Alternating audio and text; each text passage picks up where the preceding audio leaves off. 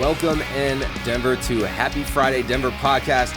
We are super excited, and it's hopefully going to be a wonderful day. We are brought to you by Mile High Life, your premier podcast network in Denver. So many awesome podcasts. Check them all out. You know who brought us in. You know who gets your head bobbing every single Friday because it's a happy Friday. That's the Fricashinas. Keep rocking it, Justin and team. Love it. I will be the MC on this episode. My name is Arthur Raw, of course. So happy to be here. Across from me is the man with the flavor, John Ekstrom. Look, Renee, breakfasts come and go, but Hartford, the Whale, they beat Vancouver once, maybe twice in a lifetime. And of course, to my left, running the board tonight, running the Roland, we got Kevin Batstone. What's up, Denver? Good to see you again. Thanks for joining us. Always appreciating your continued support. Now, when you want to chomp down, I don't think about eating crackers at Meow Wolf, of all places. But we're opening this. I don't. I've been to Meow Wolf. I've never even seen anybody eating crackers there.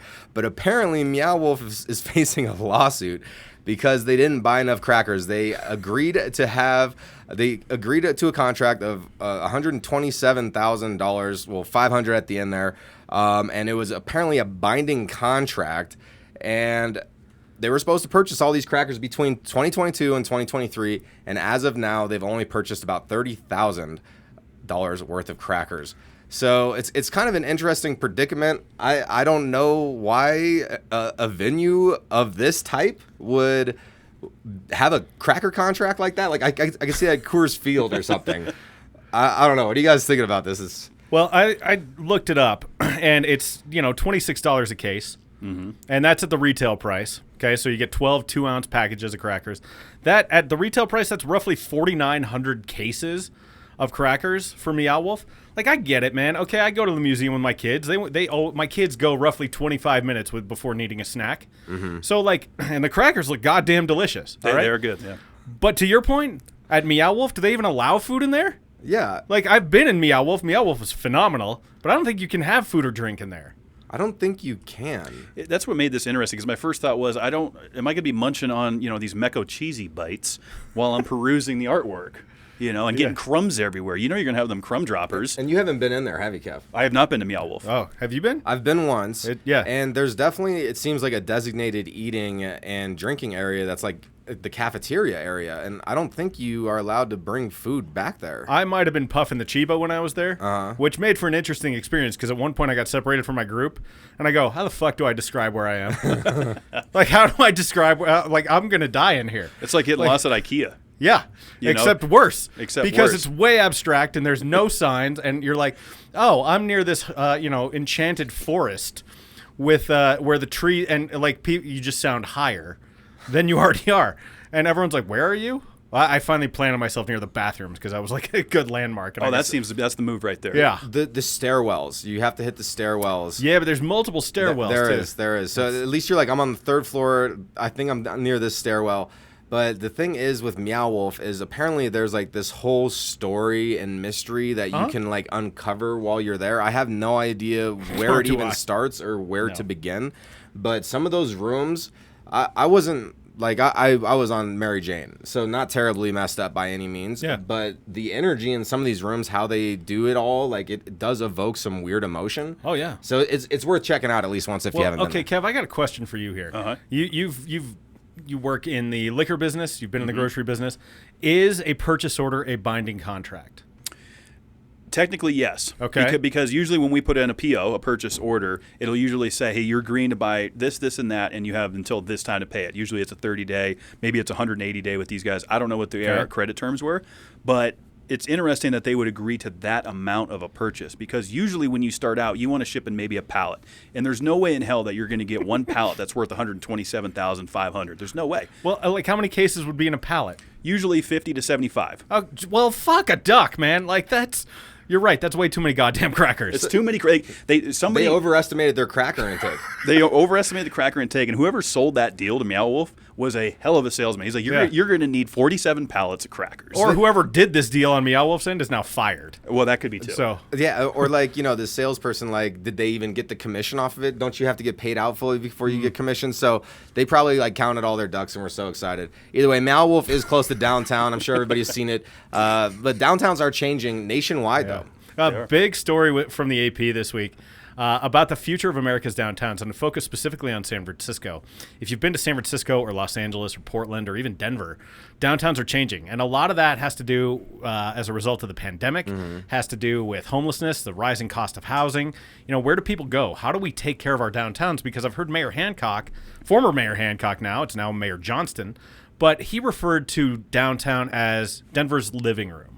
Right, it's a lot of people's first sort of entree into the city. Maybe they're going to a convention or they're seeing a Bronco game, Nugget game, Rockies game. And so you want your downtown to kind of put your best foot forward.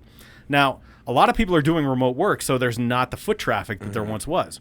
My question to you guys is, as you think about downtowns and as you think about traveling to cities, what do you want to see out of a downtown? Racing.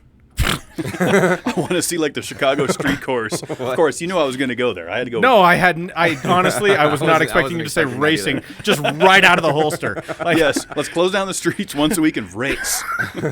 Yeah, you know what? I live my life a quarter mile at a time. Yes. There we go. I love it. I'm seeing a lot of renovation. I mean, obviously, if we're not going to get people back into these big old buildings downtown, what are they going to be used for? And I think housing would be a good solution, other than the fact that you do have to rerun the water. There's going to be different regulations and you got to retrofit a bunch of shit. Yeah, you're going to have to go in there, but you're reusing the space. And honestly, there's a lot of awesome views from these office buildings. Right, and there's not a lot of land, man. That's one thing I would like to see. Yeah, I mean, cities need to build up once once they're built out. We can't keep pushing shit out past E470.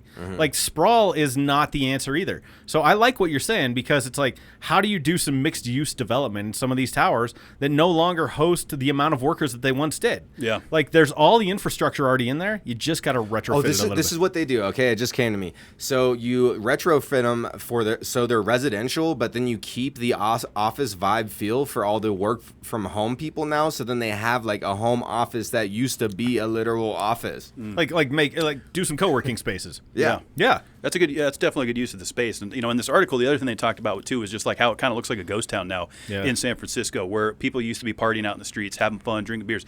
These guys are closing bars at 10:30, 11 o'clock at night now. They're not going the distance. And I would say one thing in Denver, I mean, I haven't really partied downtown in a while, but I went to an Avs game earlier this year and stuff like that. There's still an electrifying atmosphere downtown when you get out of a game or something in the bars in that area. Denver really does have a good nightlife scene, I feel like, generally speaking, when it comes to entertainment. And I would say it's not in the central business district, which is kind of what we're describing here. But if you go down Broadway, right, or you go up to Tennyson or South Pearl Street, there's cool pockets of the neighborhood. But I mean, we're talking about central business district type stuff. How do you revitalize that? Because that's the most visible part of any city. Sure. It's tough. And the future of the downtowns nationwide is still unknown. It's untold. We're not too sure how all this is going to play out.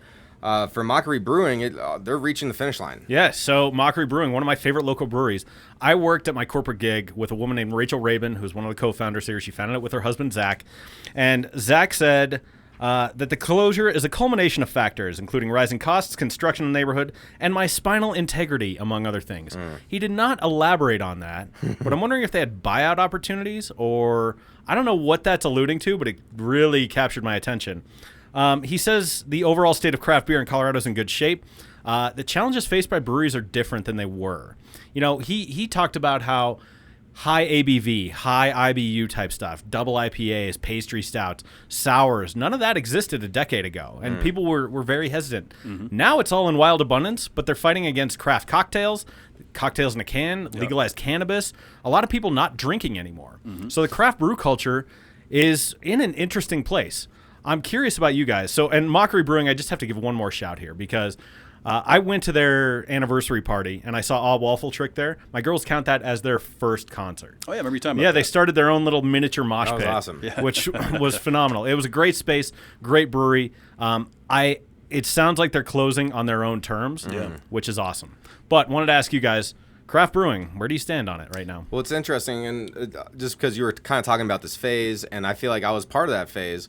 I used to go to a lot of breweries, tap houses, and have the local stuff and get IPAs and all this and that seemed to have faded out of my habits over the last 3 years. I really haven't even messed around with that. Was it pandemic? Well, and also it was the girl I was with at the time too. It was like she liked that flavor a lot more than, and I don't know, those heavy beers don't treat me right. Sure. So I started listening to my body more, and that's why I decreased the amount that I would get that stuff. However, going in there for the atmosphere, you do have like some good lagers or Mexican beers, and then if they have a popcorn machine, like come on, I'll spend 4 hours in there just hanging out, eating popcorn, having a couple delicious cold beers. So I really hope that the the vibe that people keep going. I want people to keep going to breweries and keep them alive. Kev, what do you think? Well, the first brewery I went to when I came to Colorado was Dry Dock, because you know me, I'm a Bud Light guy, Budweiser, Anheuser-Busch. I've been drinking that for a long time. So I went to that place and they had the popcorn machine. I got to experience that. You can see them distilling it, and brewing it in the background, which is pretty cool. Never been to this place, but man, it's a bummer. How many places have we talked about on the show that are closing? Yeah. It's so many, from breweries to restaurants to just, staples of the city. So it's kind of unfortunate, but I think it's fun to go support, local breweries. There's a lot of it here in Colorado. John, you're kind of the beer expert. Yeah. Great American Beer Fest and all that. We kind did of how stuff. many shows on that in the early going? Sorry about that. But what I'll say is I seek out breweries in new cities like a lot, because that's usually a gateway to a cool neighborhood. Right. So like if you just plug it, like if you look up good breweries in the city, if you go there, there's usually a ton of cool shit surrounding it. Like local shops and like local restaurants and just cool hangout vibes. When you meet cool locals there too, and they're like curious. They're like, "Oh, I haven't seen you guys in here." You're like, "Well, we're from out of state," and then all of a sudden you're in a 30-minute long conversation. That is like truly the living room to a city. That's the best way to do it. I remember going to San Diego and they have a Red Trolley brewing out there. I've been there. Yeah. You been to Red Trolley? Oh yeah. Well, no, that's Carl Strauss. And that's Red Trolley Ale. Oh, Red Trolley Ale. Yeah, that's like good, their though. flagship. Yeah. It was really tasty, and I enjoyed the atmosphere. Carl Strauss, cool brewery. Yeah. Good stuff. Yeah, delicious, cold, crisp beers always sound so good, especially during these hot summer months. So, kind of sticking on the business theme here, Colorado actually kind of defied the national trends on new businesses being developed this year in 2023 in the first quarter. So, pretty interesting, nearly almost 60,000 businesses, 56,000 businesses. That's a representation of a 38% over the last year of an increase. So a lot of businesses coming out. The two top cities, Miami and Atlanta, nationwide as far as new businesses. But then, of course, with this influx of new businesses that we've been seeing, there's also been record high dissolutions have increased over the first quarter. It's up 9%. So, of course, not all these businesses are going to see it through. It's interesting that Colorado is having a big influx amongst the nation, and our downtown has to contribute to that. Mountain towns contribute to this as well, and people working on that. So kind of had a couple questions for y'all. What kind of business would you start if you could start any business other than in entertainment, what we currently do? And then I also grabbed a list of the top 8 types of businesses that are started in Colorado, seeing which one of those 8 you might want to start if you were going to do any of those. Well, bro, I started my own business 8.5 years ago, so I'm good to go there. I don't need to start another one. I had almost no startup costs. I have nearly zero overhead. I'm cool, man. Doing communications consulting and podcasting. Like I love working for myself, and so I love that people are making the leap. One of the things that you pulled out in here was that it's something like, I can't even remember the number, and I'm not going to find it in this wall of text that you have here. But so many people work for companies that have less than 100 people. Yes. Right? That is a huge economic driver. 66.7 million Americans. Perfect. So like a shitload. And, there's benefits to be had working for a big company. I myself am a small company guy. That's my vibe. Better vibes. Yeah, that's kind of where I'd like to align. I mean, I grew up working small town grocery store, came out through the grocery biz. I wouldn't start a supermarket. This is one of the things on the list here. I was shocked by that. Starting a supermarket seems hard. It's risky, especially if you're going to go mom and pop, because you're going to get run over by the Safeways and the Krogers and the Albertsons and the Walmarts just of the world. Economies of scale. Yeah, absolutely. It's just that's a tough go. A lot of people get their real estate license. A lot of people are going into that. Not really for me. I mean, I think ideally, in a perfect world, of course, having the LLC, Discussion Combustion Productions, kind of piggybacking of what you said a little bit. And then, kind of my dream business, of course, would be to start Batstone Racing. Oh, that would be awesome. Well, you know what? Oddly enough, you did put one on here that I cannot wait to start. Can't wait to start my own fucking logging business. You look like a I go logger. number 8, like logging. I go, yeah, perfect. Well, I could see it's everyone's dream to start a goddamn logging business, right? I could sounds totally so see you with fucking the hard. flannel on, John, running a skidder. Oh yeah, no, And- that's me. Just totally butch. Very like a lot of practical skills. I'm great with tools. I'm great with manual labor. Chainsaw? I'm so good at all that shit. Like I'm fucking terrible at all. Yeah, of that. Oh my God. all these top 8. So we got property management, a supermarket, gas station, convenience store, restaurant, pharmacy, funeral home, or logging. even better. Yeah, so it's like all those sound extremely difficult.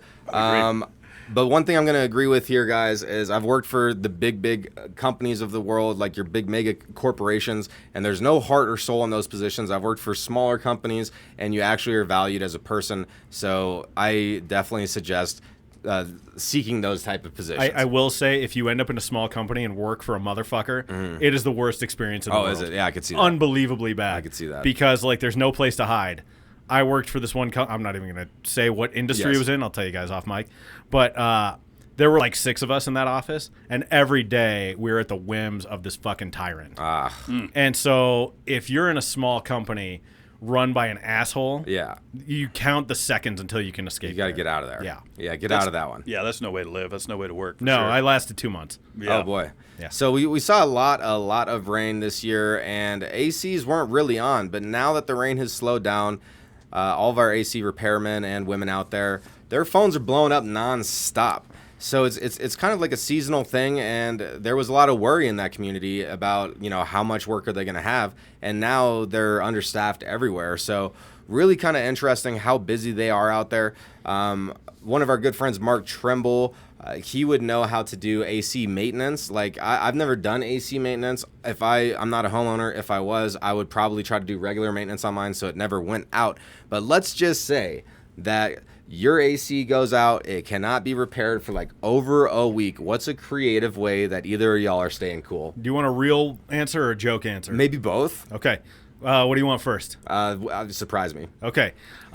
So one of the things you can do when your AC goes out is fill a bathtub with cold water, just like about this much, and put your feet in it. Put your bare feet in it. Okay. Because literally you have so many blood vessels in your feet, it will take that coolness and circulate it through your body faster than other ways. So literally, like, the more you can soak your feet in cold water, that will cool you off pretty damn quickly. It's nice. Interesting. I did not know that. Yeah. That is a good way to do it. Obviously, like cold towels and stuff like that, soaking them in ice water or whatever. I remember one time we made a redneck swamp cooler. Me and my buddies, as a kid, we had like this little shed. Oh, yeah.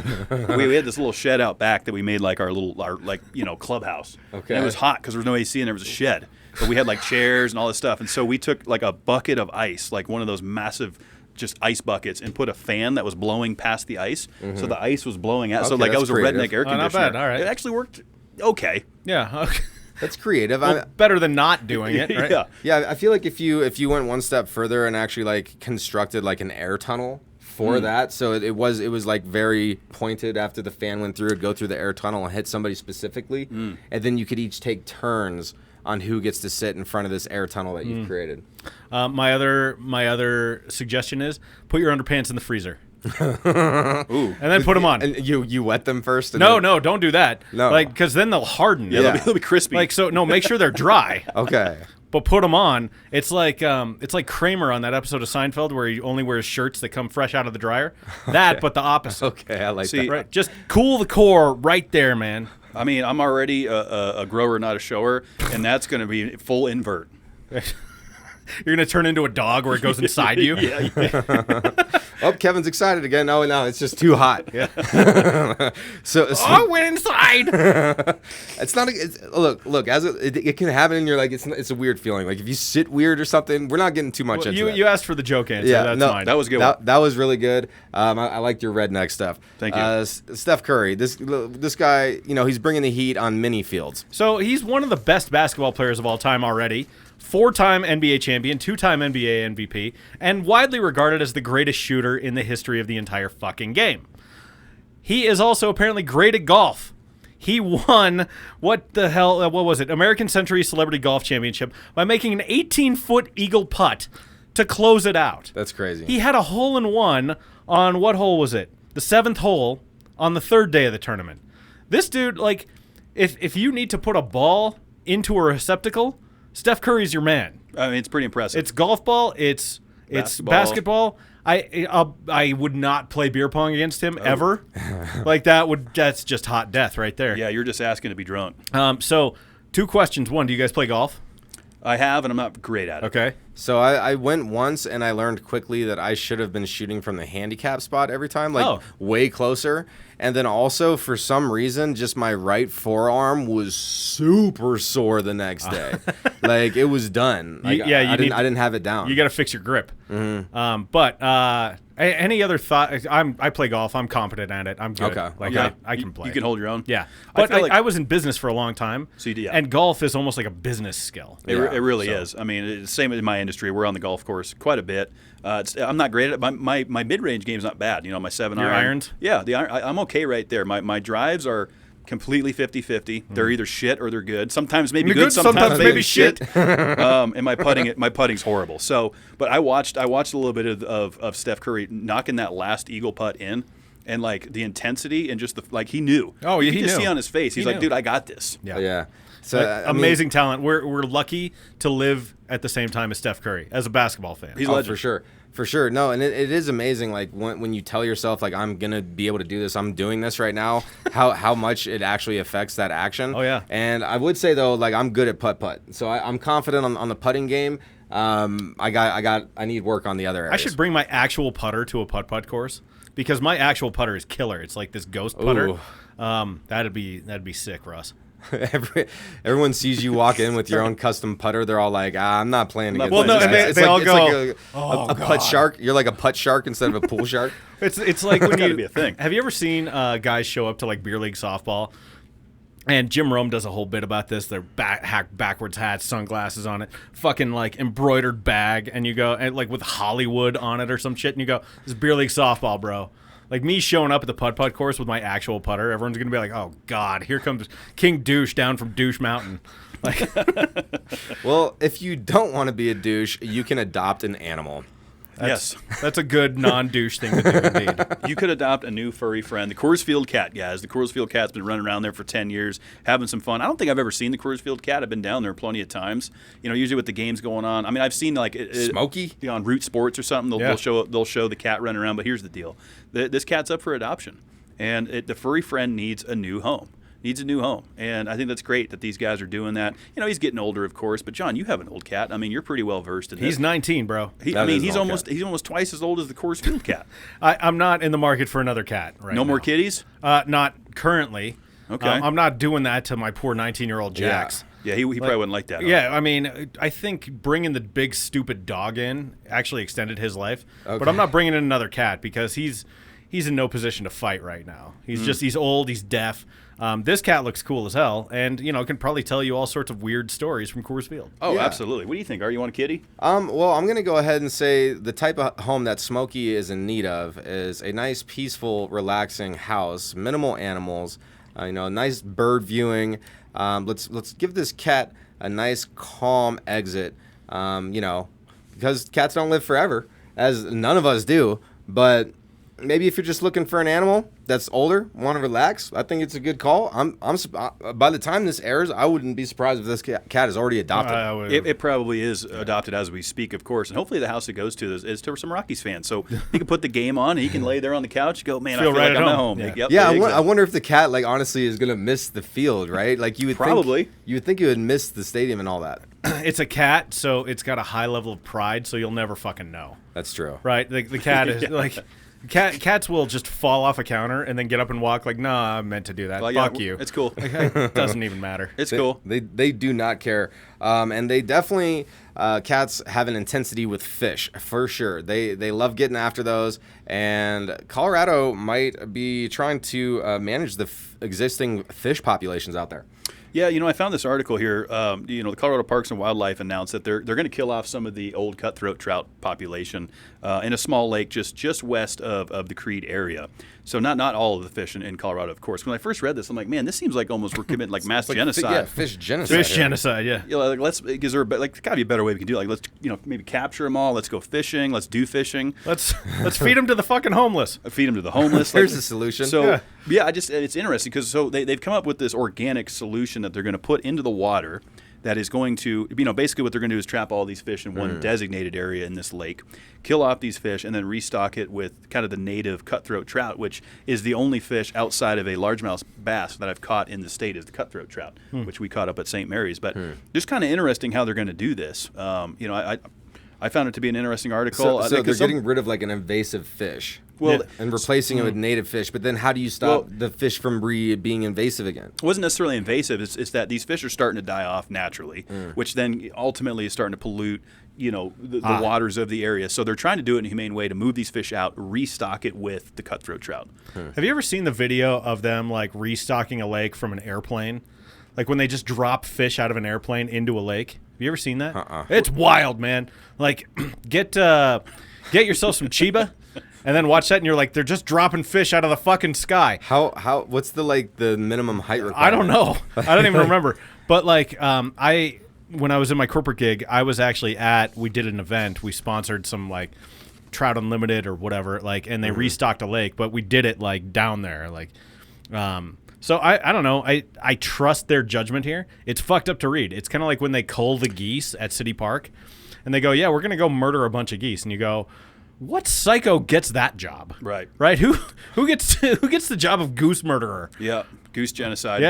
Yeah, that was my first thought when I read the article, and then I was like, okay, they're doing something. They're trying to preserve these waters. They're trying to keep it going for the future for fishermen and what have you. But just kind of interesting all around. And I know I've never seen them drop from an airplane. I imagine it's almost like when they're combating a forest fire, and they're dropping all that powder, and you just see fish just flopping through the. I just like the idea of a bear being like, "Thank God!" Like, ha! It's raining fish. You could see its rib cage. It's like coming out of hibernation, like really hungry. Fish just fall out of the sky, and they're like, "No fucking way!" They're like just staying there for the rest of their life. They end up dying on that beach because it never happens again. Fucking. The rivers, right? So like they have the rivers and like those things that they like put the fish in and like sucks them up the river. Oh, the salmon ladders? Yeah, I think cool. those are pretty cool. Yeah, those are pretty cool. And then out in Seattle, out there you go to the gates. They have like these gates where they open up and raise the water level so boats could come through, and they have a whole section. Locks? Yeah, the locks. That's what it's called. And then there's that little section where you could actually watch the fish swim through the locks. It's really cool. Pretty cool. It is really cool. That is awesome. Yeah, that's fun. So sticking around with. Well, I don't know how I could smoothly transition this.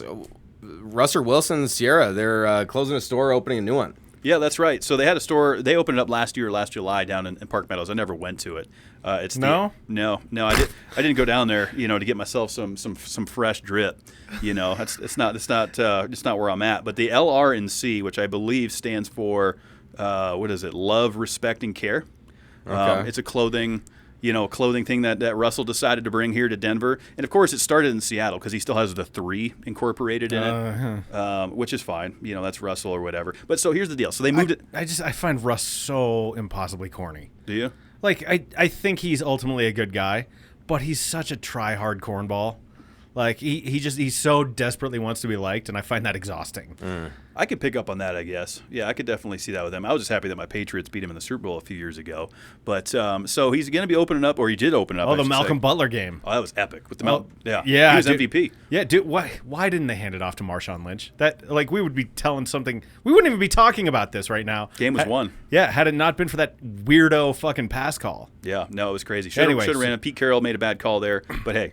Yeah, Pat's sorry, I derailed you. No, that Pats got their fourth, and that brings back great memories because I got laid that night. But in any case, and here at Happy Friday Denver, everyone loves hearing about Patriots love. That's true. Yes, they don't have a choice. We don't even have a choice. No. Yes. So in any case, Russ opened up the store at DIA earlier this week. Same store, just moved locations basically.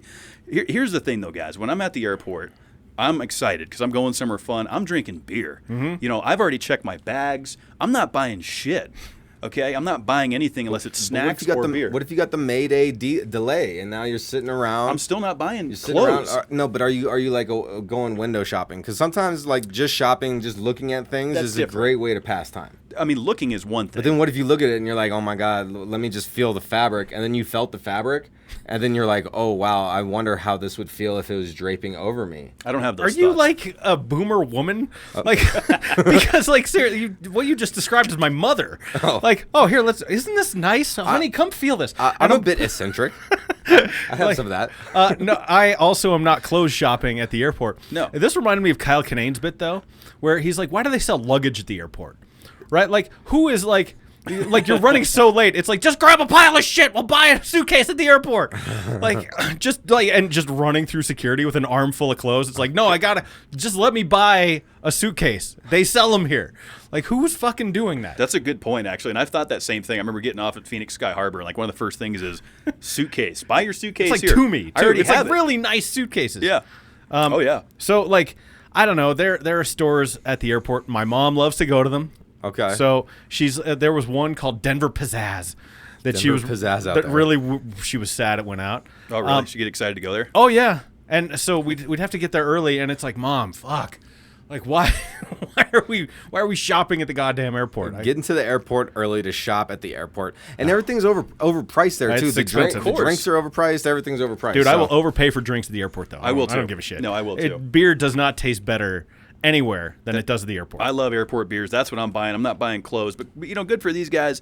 I don't know if it's a great move for them. I don't know if it's going to increase sales or not. I don't give a shit. Yeah, I mean, They've done the calculation in their head. Yeah. I hope it works out for them. There has to be more foot traffic, and obviously more foot traffic in the airport. Sure. And yeah, I mean, hands down. More power to them. Yeah. Best of luck. I will not be among your patrons unless I am, and then I'll just happily eat crow. Well, what's funny too is it's at Concourse C, which caters to strictly the Southwest audience. Southwest is usually the airline I fly, but I would have thought, man, you probably want to put this in Concourse A or B, where you're getting a little bit more of your luxury airlines. Yeah. Was my first thought with it, but hey, go Southwest. Hey, go. whatever. Maybe that's what was available. That's true. Hey man, we got to go with what we can, and I do wish success to everybody as long as you are treating other people fairly and right. So cool stuff to do this weekend. John, it looks like this first one is definitely one of yours. Punk Rock Saves Lives Festival. That is at Ratio Beer Works in Overland. That is going to be killer. On John of All Trades this week, I interviewed Stacy D, who's the lead singer of Bad Cop, one of my favorite People bands. need to go check that out. That's a really, really good conversation. They're also playing with Plasma Canvas, which I also had on my show. Local bands, all Waffle Trick, Dryer Fire, the Nuns of Brixton. If you've never seen the Nuns of Brixton, it is a bunch of dudes playing Clash covers dressed in nun habits. It's a phenomenal time. So I will be there. Saturday starts at 2 o'clock. It's also tonight, Friday. I'm not going tonight. But tomorrow, Saturday, I will be there. Come say hi. I'll be there starting at 2. Sounds fun. Awesome. I think this one sounds really, really cool. The Colorado Dragon Boat Festival is this weekend at Sloan's Lake. I wish I would have clicked the link there, John, because in this one, I'm wondering, do they do it at night? I'm feeling like they have to go into the evening, get some cool lights. Maybe they tie a couple boats together. I guarantee you they do something like that. I'm sure they do. I didn't look into it all that closely, but the links will be down in the show notes, so you can find for yourself and learn all about the Dragon Boat Fest. That's this weekend. Does sound like a lot of fun, guys. I like boats for sure. And I also like tattoos. And we got the Denver Tattoo Arts Convention at the Convention Center, which would be fun. Or you just got some new ink. I'm in the market for some new I ink. got a shitload of ink. He's all It's looking inked. good. Hit 4. He's inked up over there. Yeah. All of us are carrying some ink in here, so that's pretty fun if you want to do tattooing, Yes. or just go learn more about it. But there's a full list down here in the show notes. Denver.org/events. Everything you want to do in the city. So much stuff, man. When I go on there, I'm like, you could find anything you want. It's overwhelming. It's all museum exhibits. It's movie openings. It's restaurant openings. It's fests. It's all sorts of cool shit. It's a great resource for cool shit to do in Denver. 100%. It is your Friday, Denver. Make the most of today. So happy that you could tune in with us. It means so much, especially to everybody over at Mile High Life as well. We definitely want to keep that support up. If you're watching us, please check out the audio. If you want to interact with us, reach out. We're Happy Friday Den. That's DEN on all socials. Happy Friday Den. You could send an email at happyfridaydenver@gmail.com. You know we keep it rocking. You know we keep on talking. Bring it in, fricashinas. It's Friday, happy Friday. It's Friday, happy Friday. It's Friday, happy Friday.